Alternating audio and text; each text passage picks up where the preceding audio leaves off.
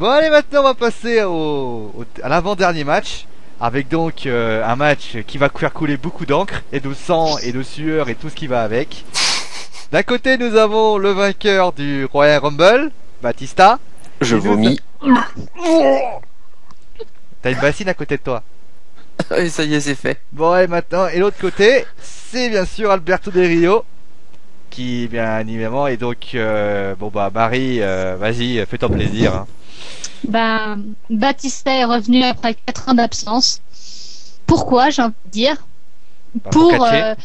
mettre un peu bon bah notre cher Alberto Del Rio. Il a gagné, et ça c'était prévisible, tout le monde l'avait dit, archi favori, le Royal Rumble.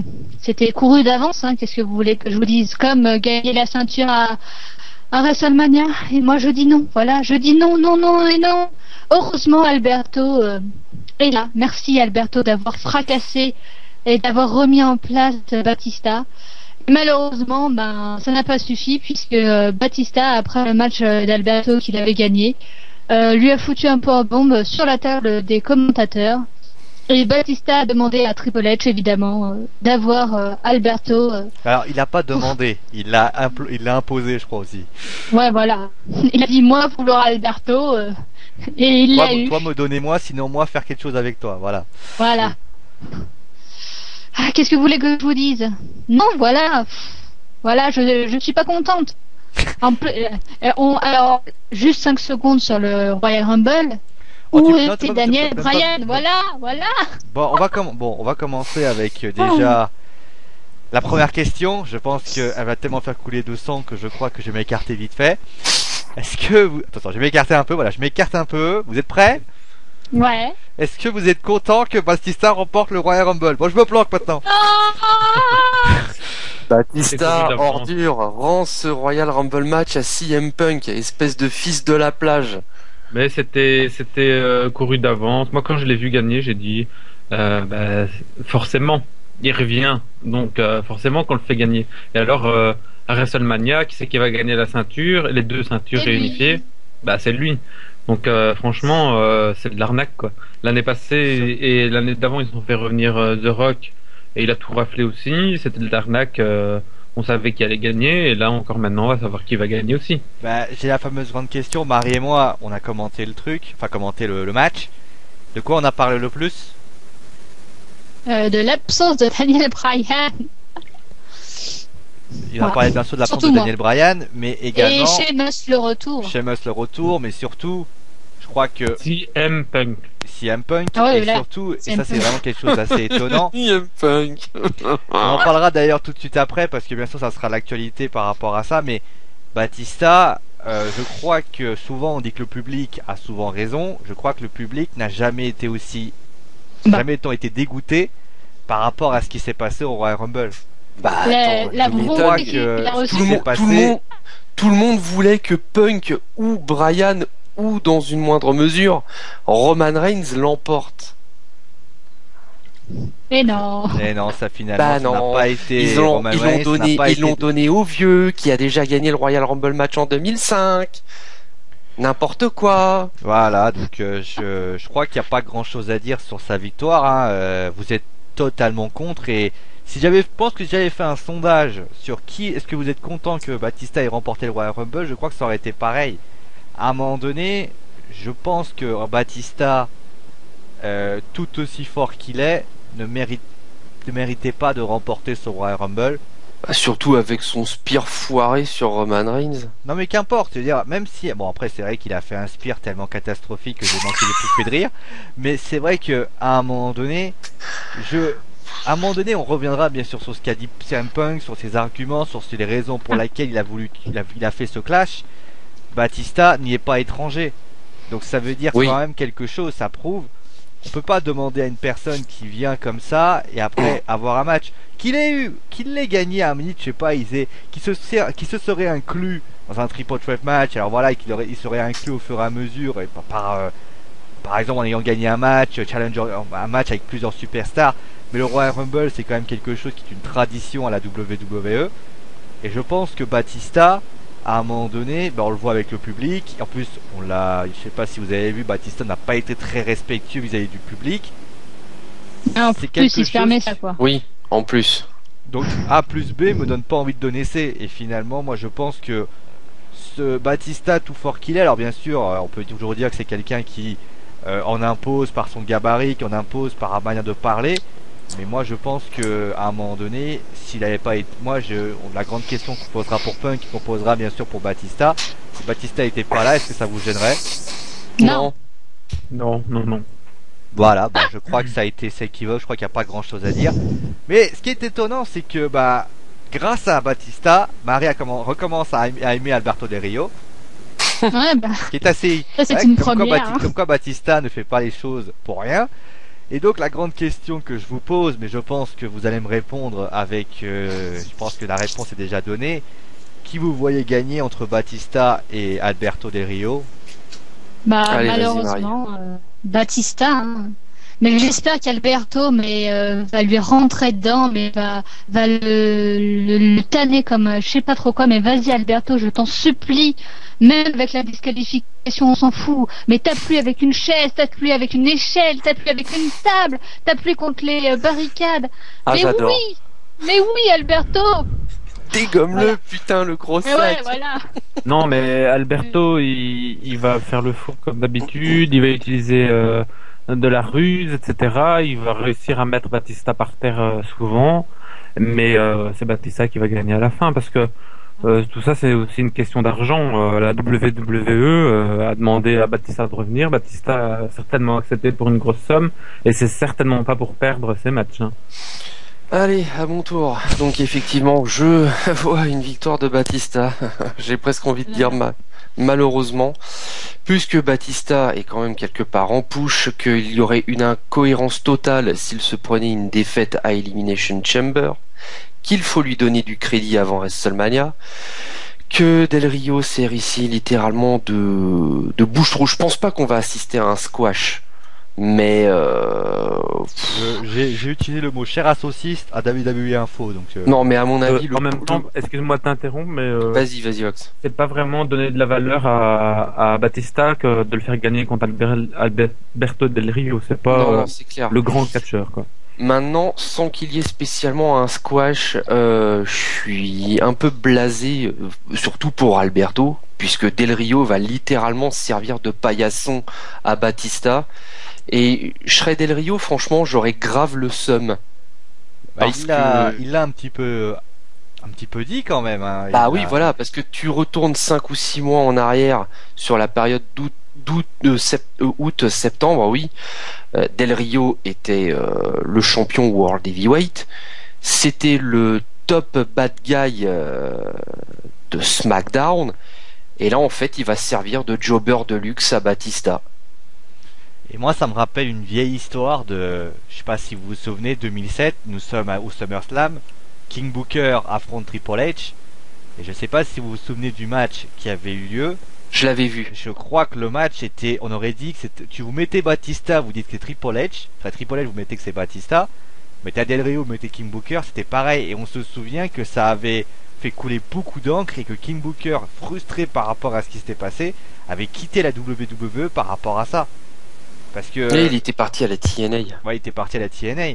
À un moment donné, moi je pense que... même si on n'aime pas, il est fourbe, il a fait de la roublardise, tout ce que tu veux, à un moment donné...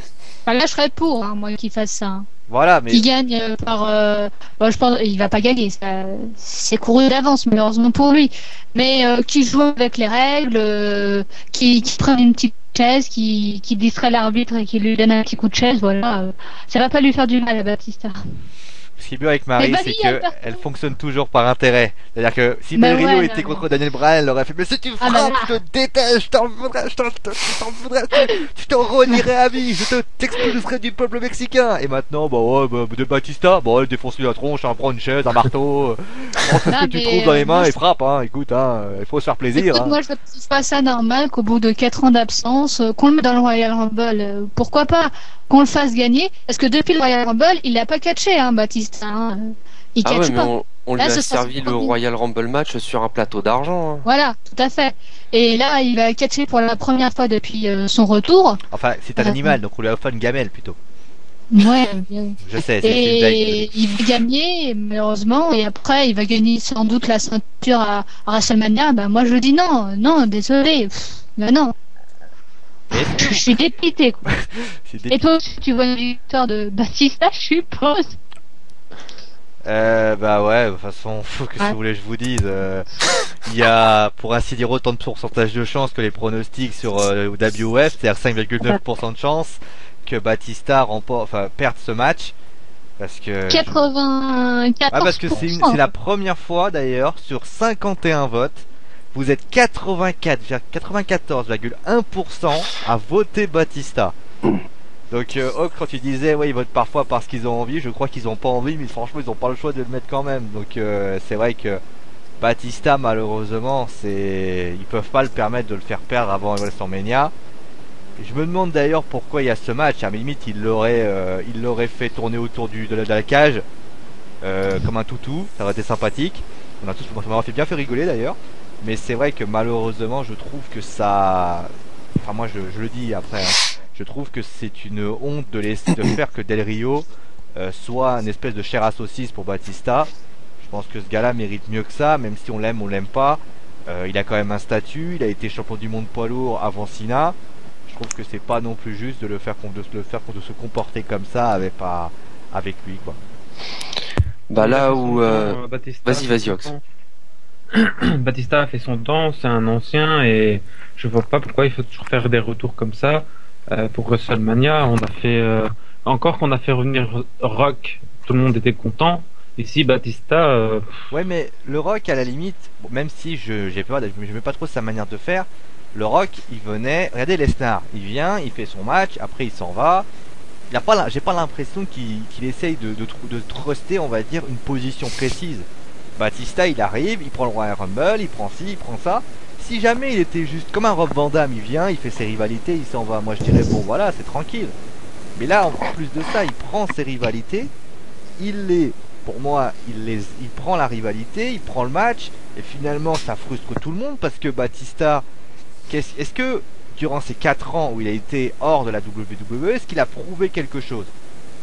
Bah il a fait un peu de MMA et basta quoi. Je pense même pas qu'il ait pris un titre. Le cas de Lesnar. Lesnar a prouvé par rapport à ce qu'il a fait, c'est qu'il a fait quelque chose en plus, qu'il a été champion, si je me souviens bien. Il a été champion UFC. Il était champion UFC, il a imposé quelque chose. Le problème c'est que lui, Batista, pour moi, il a fait que des échecs, puisque la MMA, comme tu dis, il s'est pas du tout imposé.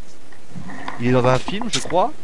Je crois qu'il il a fait des films. Ouais, Ça il a part- fait Scorpion, le film, roi je crois. Scorpion. Mais Brock Lesnar, pour moi, il est au même niveau que Batista.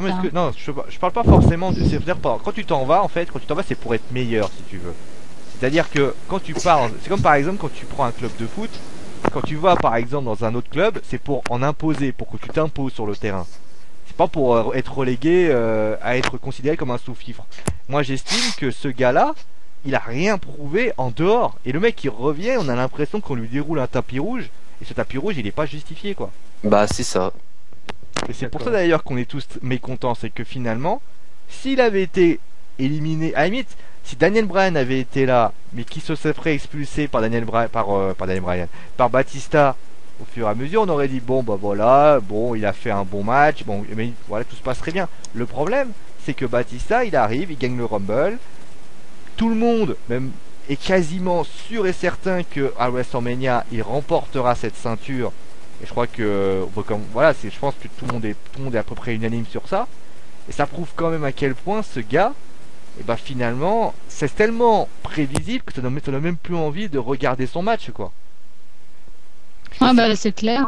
C'est comme si demain, parce qu'un match, en fait, un match de catch, malgré tout ce qu'on peut dire dessus, sur ce sport, le but c'est d'essayer de deviner en disant bon bah ouais il peut se passer ça, il peut se passer ça.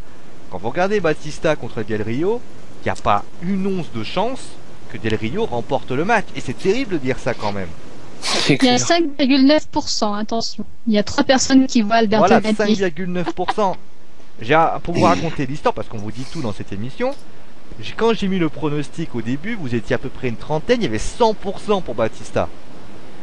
Donc 100% de personnes disaient que Batista allait remporter ce match. Moi je sais pas, mais moi je trouve que c'est du foutage de gueule ce match.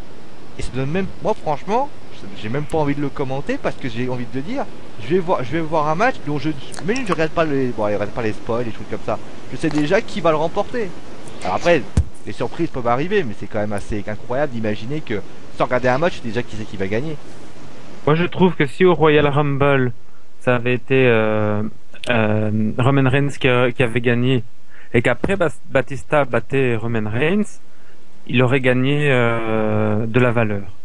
Et là, il arrive comme un cheveu dans la soupe et il rafle tout. Et je crois que les gens, ça les intéresse pas, quoi.